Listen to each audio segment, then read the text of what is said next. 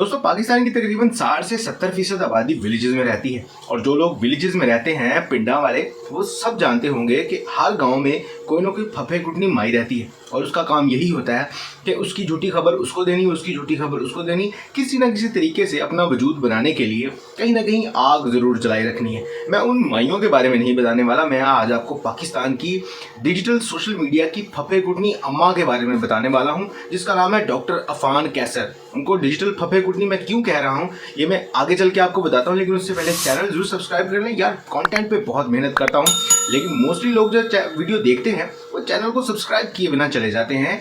बराए मेहरबानी अगर वीडियो अच्छी लगे तो चैनल को सब्सक्राइब कर लिया करें, इससे मेरी हौसला अफजाई होती है। तो चलो दोस्तों आज फफे कुटनी अम्मा के बारे में बात करते हैं। तो दोस्तों पढ़ा लिखा होना और जाहिल बेवकूफ़ होना दो अलग अलग चीज़ें हैं और यही लाका डॉक्टर अफान कैसर को हो चुका है। इस डिजिटल फफे कुटनी चुगलखोर अम्मा को यही लगता है कि ये पाकिस्तान की सबसे ज़हीन तरीन इंसान है और ये जो बात करता है वो सही ही होती है, उसको अवाम मानना ही पड़ेगा। बिकॉज ये कुछ वायरल हो चुके हैं, इनकी बहुत बड़ी ऑडियंस है, बहुत बड़ी भी नहीं है लेकिन एक ठीक ठाक ऑडियंस है जो इनकी बात को सुनती है और उसको शेयर भी करती है। और बहुत से लोग मेरी बात से नाइत्तफाकी भी रख सकते हैं और वो आपका हक है, लेकिन आई थिंक कि जो बात मुझे सही लगती है वो मुझे करनी चाहिए। बिकॉज हमारा जो कंट्री है, हमारी जो सोसाइटी है वो बहनों बेटियों की बहुत इज्जत करती हैं और अगर कहीं वो गलत होती हैं तो उन्हें प्यार से समझाना चाहिए। अगर आप प्यार से नहीं समझाते तो उनकी जो मुसीबत है, उनकी जो प्रॉब्लम है उसका सॉल्व कर दें। सिंपल, दिस इज़ योर गैरत। बिकॉज अगर आपको ज़्यादा ही गैरत आती है तो आप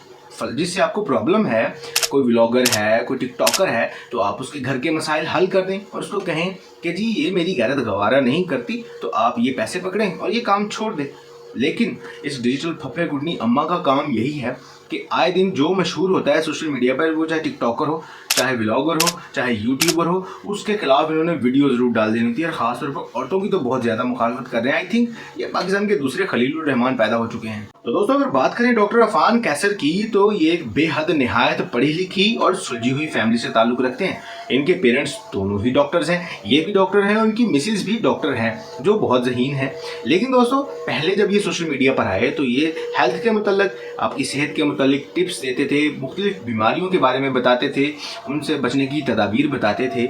लेकिन एक टाइम आया जब इनको लगा कि इनकी ऑडियंस एक लिमिटेड हद तक है तो इन्होंने अपने जॉनर से बाहर निकलने की कोशिश की और जैसे ही इन्होंने बाहर निकलने की कोशिश की इनका दिमाग ख़राब हो गया। इन्होंने देखा कि लोग पैसा कमा रहे हैं, व्लॉगर्स, ब्लॉगर्स, टिकटॉकर्स, अन्य वहाँ पैसा कमाए जा रहे हैं और मैं इतनी बड़ी टीम रख कर भी सिर्फ एक लिमिटेड हद तक हूँ, तो मुझे चाहिए कि थोड़ा सा एक्सपैंड करूँ। और इन्होंने अपने प्रोफेशन से बाहर छलांग मारी और सबसे पहले महाशय कूदे समोसा की जानिब। इन्होंने समोसे को रगड़ा, समोसे का ठीक ठाक मुखालफत की, बट समोसा हम पाकिस्तानियों की जान है, हम मर जाएंगे लेकिन समोसा नहीं छोड़ेंगे। इनकी उस कंट्रोवर्सी का कोई असर नहीं हुआ। खैर इनको उस पर व्यूज़ अच्छे ठीक ठाक मिल गए।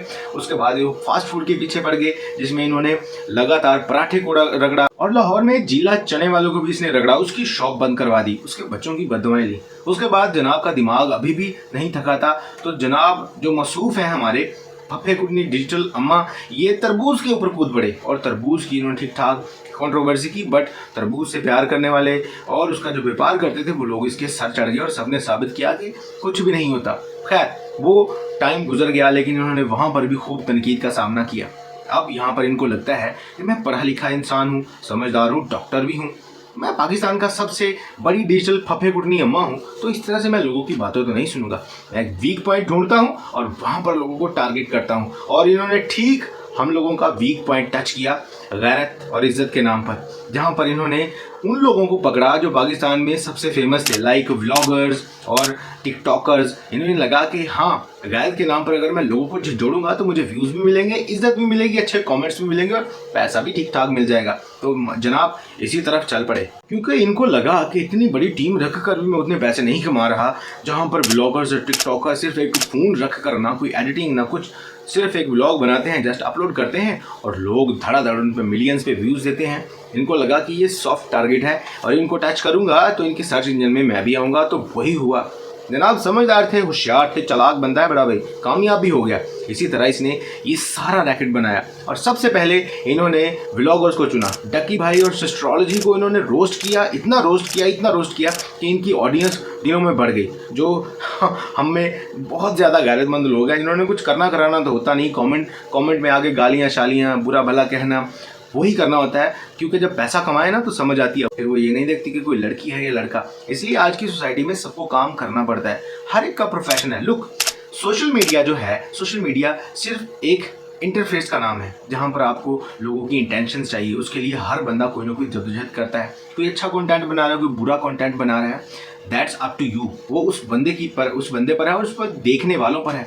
अगर वो ये व्लॉगर्स और टिकटॉकर फेमस हो रहे हैं तो ये उनका कंटेंट है, आप इसको वायरल कर रहे हैं तो ये ऑडियंस का कसूर है, ये ऑडियंस की मेंटालिटी है, वो किस किस्म की चीज़ें देखना पसंद करते हैं। बट इतने समझदार होने के बावजूद भी जनाब बेवकूफ़ और जाहिल जैसी हरकतें करते हैं। आए दिन किसी न किसी को रोस्ट करते हैं।